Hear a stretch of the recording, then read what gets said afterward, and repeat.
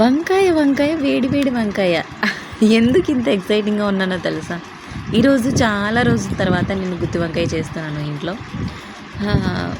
బేసిక్‌గా నేను ఏమనుకునేదాన్ని అంటే గుత్తి వంకాయ కర్రీ అంటే అదొక బిగ్ ప్రాసెసింగ్ రెసిపీ అనేసి అనుకునేదాన్ని.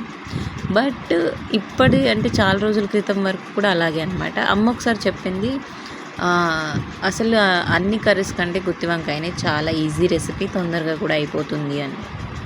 నువ్వు చేసుకోవాల్సిందంతా ఒకటే, విత్తనాలు కరెక్ట్ వేలో వేయించుకోవడము, అవి పర్ఫెక్ట్గా వచ్చి ఇంగ్రీడియంట్స్ కరెక్ట్గా వేసి మిక్స్ చేసావంటే దాంట్లో పెద్ద పనేమీ ఉండదు గుత్తి వంకాయ చేయడానికి అనేసి.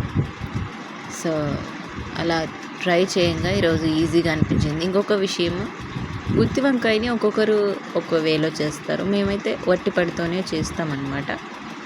మీరు ఎలా చేస్తారో కామెంట్ చేయండి. సూపర్గా ఉంది.